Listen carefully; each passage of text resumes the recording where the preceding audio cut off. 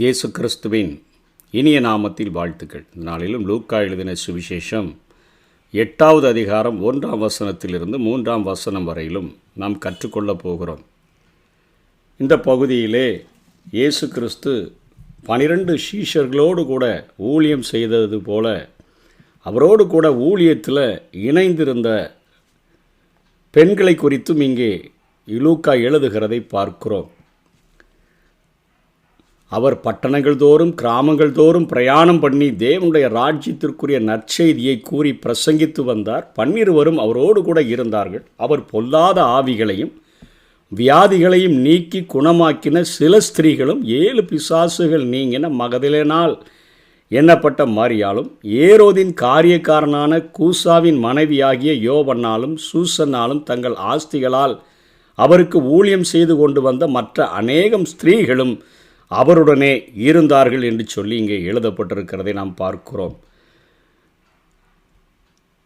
இயேசு கிறிஸ்துவும் பெண்களும் என்கிற தலைப்பின் கீழாக இந்த செய்தியை நாம் கற்றுக்கொள்ள முடியும். புதிய ஏற்பாட்டில் பெண்களுக்கு சிறந்த இடம் வழங்கப்பட்டிருக்கிறதை நாம் அறிய முடியும். யூத மதத்தர் அவர்களை 2ஆம் குடிமக்களைப் போலத்தான் நடத்தி வந்தனர். இயேசு கிறிஸ்து அவர்களை ஒதுக்கவோ பிற ரபிமார்களைப் போல வெறுக்கவோ இல்லை என்பதை இந்த வசனங்கள் நமக்கு சொல்லிக் கொடுக்கின்றன. அக்காலத்தில் ஒரு ரபி தனது மனைவியுடன் கூட பொதுமக்களின் மத்தியில் நின்று பேச மாட்டார்.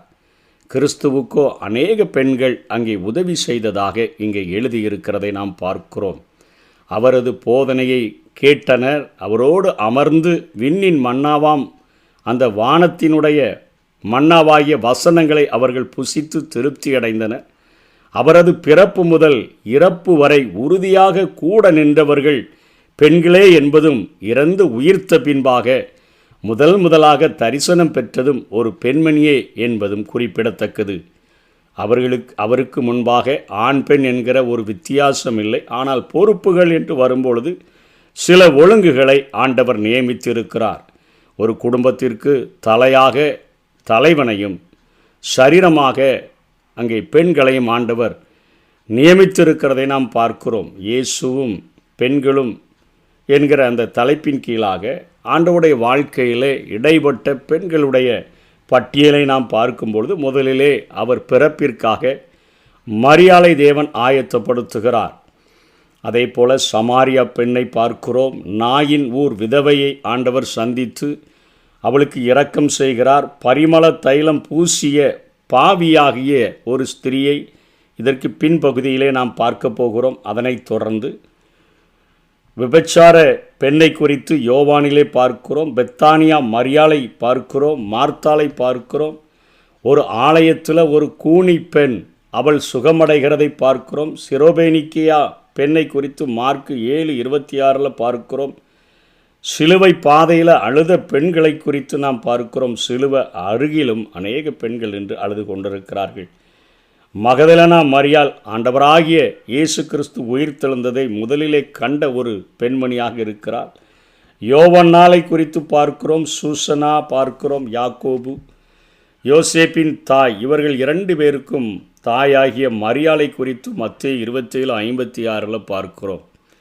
சலோமே என்கிற ஒரு ஸ்திரீயை குறித்து பார்க்கிறோம். செபதேயுவின் புத்திரரின் தாய் என்று பார்க்கிறோம். உயிர்த்தெழுதலை கண்ட பெண்கள் என்று சொல்லி பட்டியல் நீள்கிறதை பார்க்கிறோம். ஆண்டவராகிய இயேசு கிறிஸ்து இந்த பூமியில் ஊழியம் செய்த பொழுது கை நீட்டி யாரிடத்திலும் காணிக்கை கேட்கவும் இல்லை, வாங்கவும் இல்லை. ஆனால் அவருக்கு உதவி செய்கிறதற்காக தங்களுடைய ஆஸ்திகளினால் ஊழியம் செய்த பெண்கள் அவரோடு கூட இருந்தார்கள் என்று சொல்லி இந்த பகுதியிலே லூக்கா எழுதுகிறார்.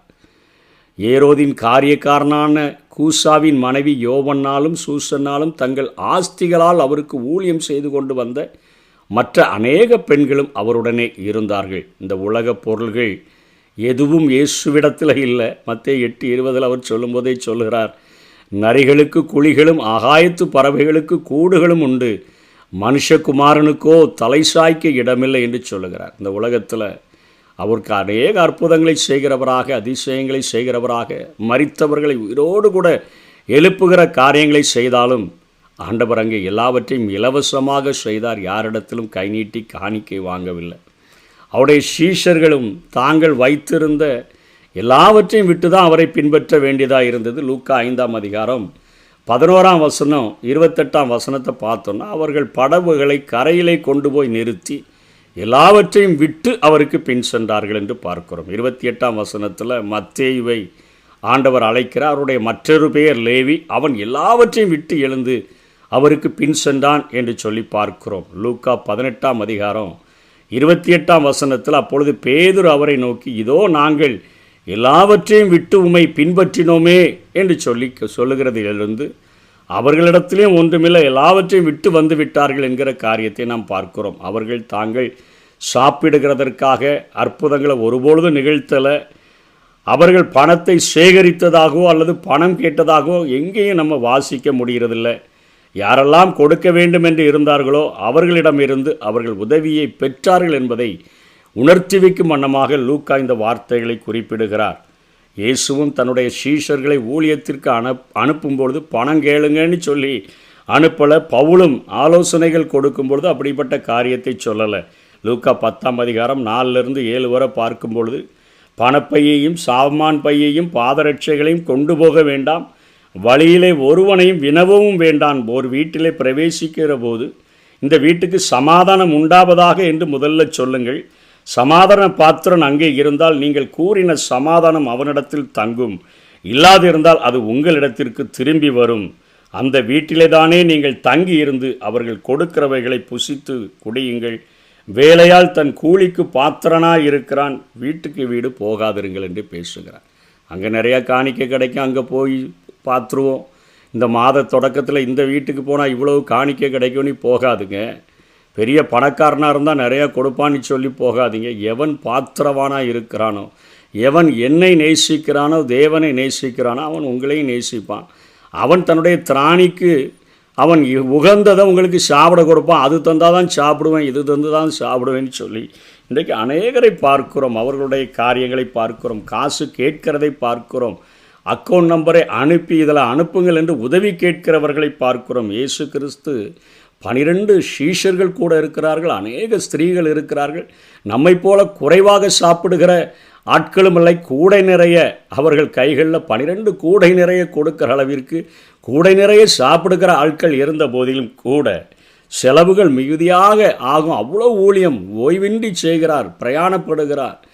அத்தனை காரியங்களுக்கும் யாரிடத்திலும் அவர் கை நீட்டி காசு வாங்கினதாகவோ காணிக்கை கேட்டதாகவோ இல்லை. எல்லா தேவைகளும் அங்கே சந்திக்கப்படுகிறதை பார்க்கிறோம். அவர்களுடைய சொந்த காரியங்களுக்காக ஆண்டவர் அற்புதம் செய்யவே இல்லை. தொட்டனான்னு சொல்லி ஒரு மந்திரவாதியை குறித்து கூட பார்க்கிறோம். அவர் தன்னுடைய காரியங்களுக்காக அந்த மந்திரவாதத்தை எல்லாம் பயன்படுத்துகிறார்.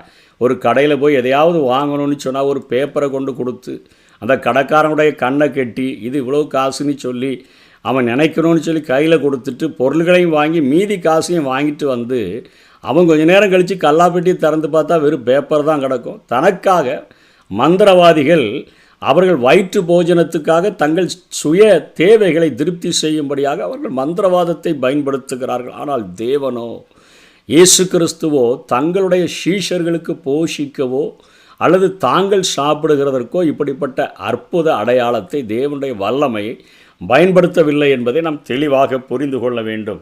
அதே போல் மத்தேயு 10:11 எந்த பட்டணத்திலாவது கிராமத்திலாவது நீங்கள் பிரவேசிக்கும்போது அதில் பாத்திரவான் யார் என்று விசாரித்து நீங்கள் புறப்படும் அளவும் அங்கேயே தங்கியிருங்கள் என்று ஆண்டவர் சொல்கிறார். பாத்திரவானிடத்தில் போனால் போதும், பணக்காரன்னு சொல்லி நினச்சி போய் ஏமாண்டு விடாதீர்கள் என்று ஆண்டவர் சொல்கிறார். 1 கொரிந்தியர் 9:14 அந்தபடியே சுவிசேஷத்தை அறிவிக்கிறவர்களுக்கு சுவிசேஷத்தினாலே பிழைப்பு உண்டாக வேண்டுமென்று கர்த்தரும் கட்டளையிட்டிருக்கிறார் என்று சொல்லுகிறார். 11ஆம் வசனத்தில் நாங்கள் உங்களுக்கு ஞான நன்மைகளை விதைத்திருக்க உங்கள் சரீர நன்மைகளை அறுத்தால் அது பெரிய காரியமோ, நாங்கள் இந்த அதிகாரத்தை செலுத்தாமல் எல்லா பாடும் படுகிறோம் என்று சொல்லி பவுல் அப்போஸ்தலன் சொல்லுகிறார்.